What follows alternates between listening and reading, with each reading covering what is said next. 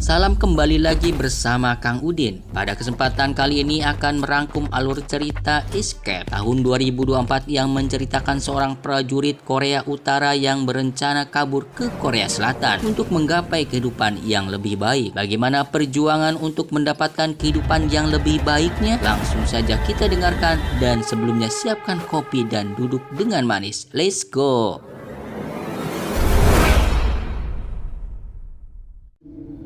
Kita masuk ke scene di malam hari. Seorang prajurit bernama Kim Nam bangun menyelinap secara diam-diam dengan jalan yang sudah dibuat sebelumnya.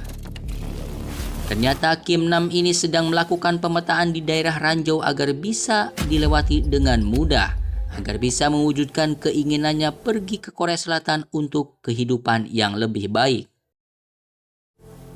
Ketika semua pemetaan sudah selesai, Kim Nam dikagetkan dengan suara ledakan ranjau yang ternyata terinjak oleh seekor babi hutan. Bikin deg-degan aja. Keesokan harinya, Kim Nam kembali beraktivitas seperti biasa menjadi tentara penjaga perbatasan, mengikuti latihan militer yang sangat edun beratnya, dan ditontonkan video pembunuhan bagi mereka yang berani kabur dan membelok ke Korea Selatan. Kejam sekali.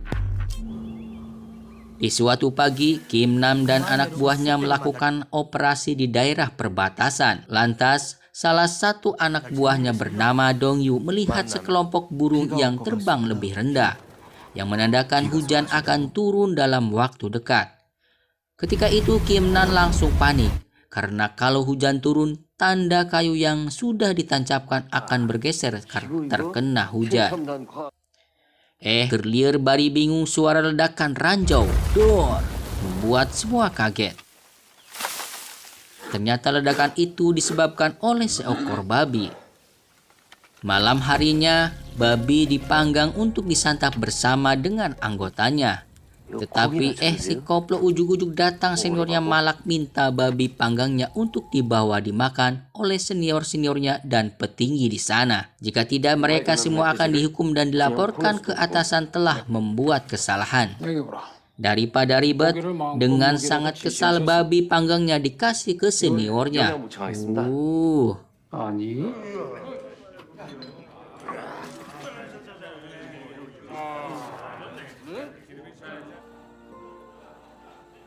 Untuk meredam kekesalannya, Kim Nam memutar kaset bodol. Di momen itu hingga terlalut dengan ingatannya ketika waktu kecil bersama kedua orang tuanya.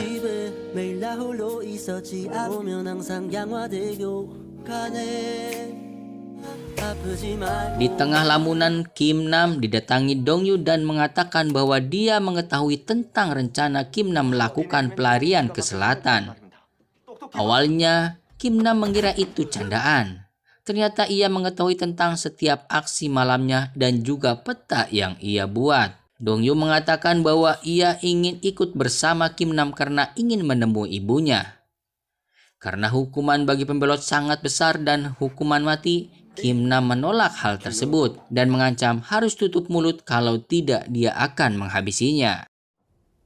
Pada saat tengah malam, saat Kim Nam akan memulai usaha pelarian, tiba-tiba terdengar alarm berbunyi menunjukkan ada prajurit yang berusaha kabur di sana. Semua prajurit dikerahkan untuk bergerak menangkap prajurit itu. Melihat ada kesempatan, Kim Nam berinisiatif memulai aksi pelarian tersebut. Namun, ketika mengetahui peta pelariannya telah hilang, saat itu Kim Nam menyadari bahwa prajurit yang kabur itu adalah Dong Yu. Dalam waktu singkat, Kim Nam berhasil menemukan Dong Yu yang sedang kesulitan menemukan lubang pelarian. Karena keadaan semakin kacau, Kim Nam lantas membujuk Dong Yu kembali ke camp dan berjanji mengajak Dong Yu, tetapi di waktu yang tepat. Namun, Dong Yu tidak percaya dan takut Kim Nam mengkhianatinya, memutuskan tetap untuk melanjutkan pelariannya saat itu juga. Hingga tiba-tiba mereka pun dikepung dengan sekumpulan tentara yang sudah ada di sana. Dan Kim Nam dipukul sampai pingsan. Setelah menyiksa Dong Yu dan Kim Nam, komandan lalu meminta penjelasan tentang peta yang ia temukan di saku bajunya Dong Yu. Awalnya Kim Nam tampak pasrah, pasti Dong Yu akan memberitahukannya. Namun tak disangka, Dong Yu malah mengakui bahwa peta itu adalah miliknya. Sedangkan Kim Nam merupakan korban yang kebetulan ada di sana. Kasus Kim Nam dan Dong Yu mengundang Badan Keamanan Negara sehingga mereka mengutus salah satu petugas yang kita sebut aja Park Ben untuk datang menyelidiki kasus ini. Setibanya Park Ben di camp, salah satu petugas menjelaskan perihal kronologis aksi pelarian yang dilakukan Kim Nam dan Dong Yu. Berdasarkan analisa dan bukti yang ada, Letnan menyimpulkan bahwa Dong Yu dan Kim Nam sudah membelot dan harus segera dieksekusi mati. Namun Park Ben memiliki pendapat yang berbeda. Menurut analisa Park Ben, hanya Dong Yu lah yang pantas dinyatakan bersalah, sedangkan Kim Nam harusnya dianggap pahlawan karena jasanya telah berhasil menangkap pembelot. Dikala Dong Yu mendekam di dalam sel, Park Ben membawa Kim Nam pergi menuju markas Badan Keamanan Negara. Di sini kita tahu bahwa mereka adalah teman sewaktu masa kecil. Bahkan merekomendasikan agar Kim Nam mendapatkan penghargaan dari Badan Keamanan. Namun bukannya senang, Kim Nam di situ tampak kesal karena bagaimanapun akan tetap melanjutkan rencana pelarian itu. Sesampainya di markas Badan Keamanan Negara, Kim Nam disambut dengan hangat oleh petinggi di sana. Saat salah satu petinggi sedang menyampaikan pidato sambutan, Kim Nam tampak begitu gelisah mendengar berita bahwa akan turun hujan lebat jam 7 malam. Karena dampak dari hujan tersebut, bisa kayu penanda ranjau yang ia tancapkan akan berpindah tempat. Setelah acara penghargaan selesai, Kim Nam dilanda kegelisahan karena Park Ben tidak kunjung memulangkannya ke camp. Ternyata itu siasat dari Park Ben karena ia menyadari kalau ia memulangkannya ke camp maka bisa dipastikan Kim Nam akan melanjutkan aksi pelariannya. Sehingga untuk mencegah hal tersebut, Park Ben langsung mengangkat Kim Nam sebagai ajudan pribadinya. Semua itu dilakukan agar Kim Nam selalu dalam pengawasan Park Ben.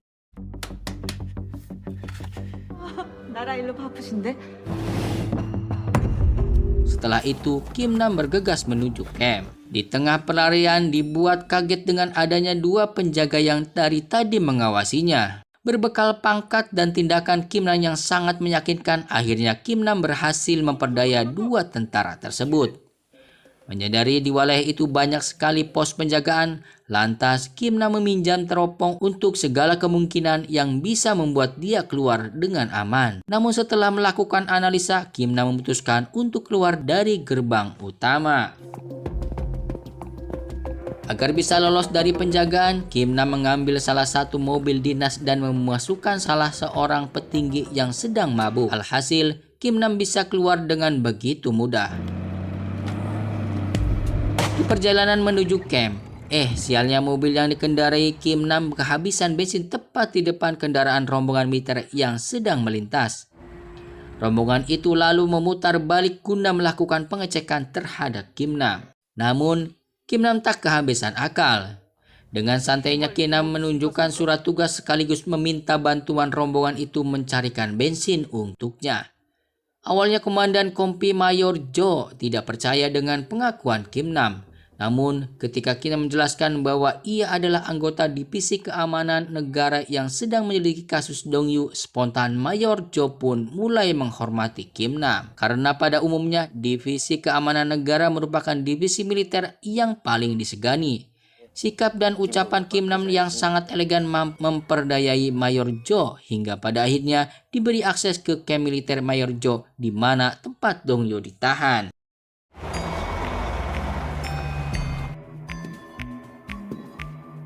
Sesampainya di camp, Kim Nam mulai menjalankan siasatnya dengan penuh elegan. Setelah memastikan kondisi Dong Yu di dalam sel, Kim Nam lantas menggunakan wewenangnya sebagai anggota divisi keamanan untuk membawa Dong Yu berserta barang bukti termasuk peta pelariannya. Kebohongan Kim Nam hampir saja terbongkar ketika salah satu letnan, Pak Tatang, mendapat info bahwa mobil yang dikendarai Kim Nam bukanlah mobil dinas dari divisi keamanan. Seketika suasana berubah menjadi sangat-sangat menegangkan. Namun, tak disangka, Untungnya Mayor Jo lebih mempercayai Kim Nam dibanding Letnan Tatang. Namun masalah tak habis sampai di situ. Sebagai permohonan maaf, Mayor Jo berinisiatif memberikan pengawalan kepada Kim Nam. Hal itu langsung dimanfaatkan oleh Letnan Tatang dengan mengajukan diri untuk ikut mengawal Kim Nam. Karena tak punya pilihan, Kim Nam terpaksa menyetujuinya. Di tengah jalan, Letnan Tatang menghubungi temannya di divisi keamanan guna memastikan status keanggotanya Kim Nam. Tentu saja dalam waktu singkat aksi Kim Nam diketahui oleh Pak Ben. Meski Kim Nam sudah melakukan kesalahan yang sangat fatal, sebagai teman Pak Ben masih mau menawarinya sebuah kesempatan asal saat itu juga Kim Nam kembali lagi ke divisi keamanan. Tetapi dengan tegas Kim Nam langsung menolaknya. Tak disangka dari tadi Letnan Tatang ini menguping percakapannya Kim Nam sehingga di tengah jalan terjadilah sebuah insiden itu yang cukup mengagetkan.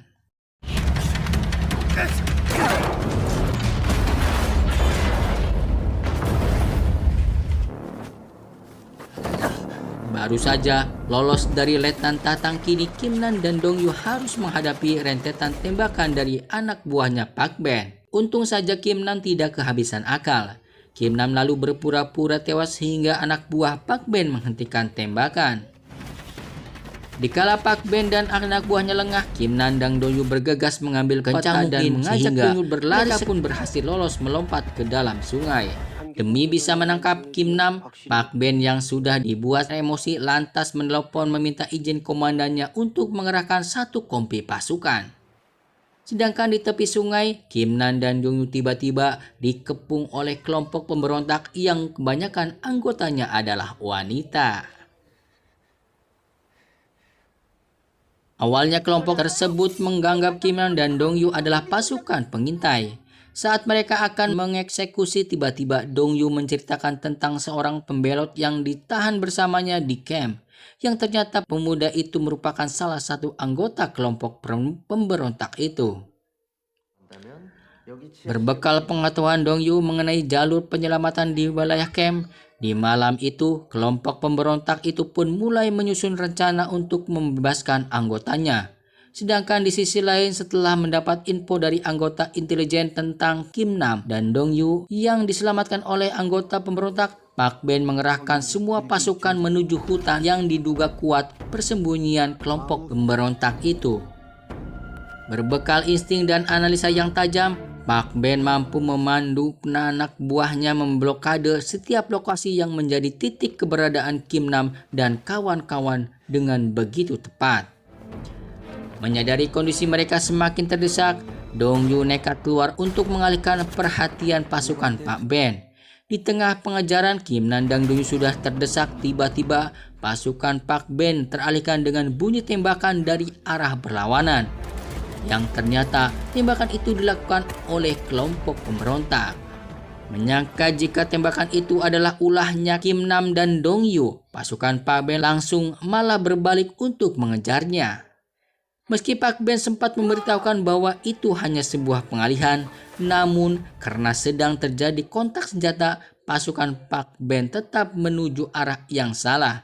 Kim Nam dan Dong Yu pun berhasil selamat. Karena Dong Yu tertembak di bagian kaki, terpaksa Kim Nam membopong ke lokasi pelarian. Namun, sialnya Dong Yu malah terjatuh ke dalam kamp militer tempat bertugasnya dulu, di mana saat itu terdapat banyak pasukan yang sedang berlatih. Untungnya Kim Nam bisa menyelamatkan Dong Yu dengan menyamar menjadi bagian dari barisan pasukan yang sedang menuju ke lapangan. Ternyata Pak Ben lah yang memerintahkan pasukan untuk berkumpul. Pak Ben lalu memerintahkan semua pasukan untuk menangkap Kim Nam dan Dong Yu. Setelah mendapatkan perintah penangkapan dari Pak Ben, semua pasukan mempersiapkan senjata untuk memburu Kim Nam dan Dong Yu. Di momen itulah Kim Nam dan Dong Yu mulai aksi pelariannya. Awalnya berjalan dengan sangat mulus, namun ketika akan melewati pagar pembatas, Kim Nam dikagetkan dengan tak adanya Dong Yu. Yang ternyata Dong Yu kini sedang sibuk mencari kalung ibunya yang terjatuh di lokasi itu. Hingga tiba-tiba Dong Yu ditembak mati. Mengetahui Park Ben yang telah menembak Dong Yu, Kim Nam memberikan tatapan sinis yang penuh kebencian. Setelah itu, ia menembaki satu persatu lampu sorot guna membatasi jarak pandangnya Park Ben. Sialnya, kompas yang menjadi satu-satunya petunjuk arah bagi Kim Nam pecah. Namun, di tengah-tengah keputusasaan, tiba-tiba radio jadul milik Kim Nam hidup menayangkan sebuah siaran dengan sangat jelas ketika antenanya diarahkan ke selatan. Dengan bermodalkan sinyal radio itulah, Kim Nam mampu melakukan pelarian hingga ke zona ranjau. Melihat kayu penanda yang telah hilang terkena banjir, sontak kaget. Namun pada akhirnya Kim Nam nekat menerobos zona tersebut dan menyerahkan hidupnya kepada takdir yang maha kuasa. Doa Kim Nam pun benar-benar diijabah. Hanya berbekal keyakinan, Kim Nam berhasil keluar dengan selamat dari zona ranjau. Bahkan saat terjebak di zona lumpur hidup ajaibnya, Kim Nam bisa kembali keluar dengan selamat.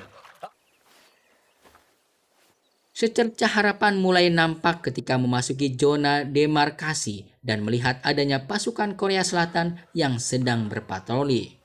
Namun, ketika hendak memanggil, sialnya ia menginjak ranjau dan diikuti oleh kemunculan Park Ben yang langsung menundukkan senjata padanya. Setelah memberitahu bahwa dirinya telah menginjak ranjau, lalu menawarkan kesepakatan, di mana ia meminta Pak Ben menyerahkan pistolnya atau mereka akan mati bersama. Melihat tekad Kim Nam yang sangat kuat, Park Ben lantas mengingatkan Kim Nam bahwa selatan bukan surga yang seperti Kim Nam bayangkan. Namun Kim Nam tak peduli, karena setidaknya selatan bebas menentukan pilihan hidupnya. Selama ada keyakinan, pasti ada jalan. Untuk membuktikan keyakinannya itu, Kim Nam nekat melepas injakan ranjau di kakinya. Layaknya dinaungi sebuah keberuntungan, Kim Nam lagi-lagi bisa selamat, karena ranjau yang diinjaknya ternyata sudah tidak aktif lagi.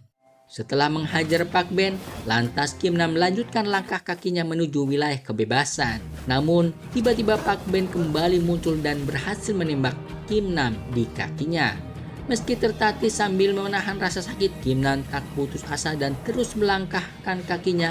Bahkan saat Park Ben menembaknya sampai tumbang, Kim Nam masih berusaha mengulurkan tangannya untuk bisa menyentuh garis kebebasan. Hingga saat Park Ben ingin menghabisnya, tiba-tiba. Untungnya tentara Korea Selatan tiba di waktu yang tepat.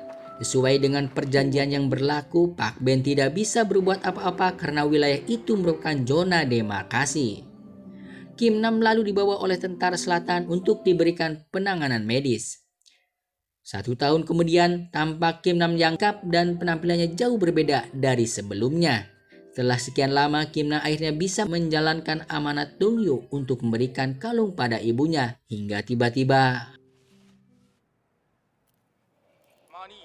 pesan yang bisa kita dapat, bermimpilah dan jangan putus asa sama keadaan kita saat ini. Selalu bersyukur dan selalu berusaha dengan konsisten.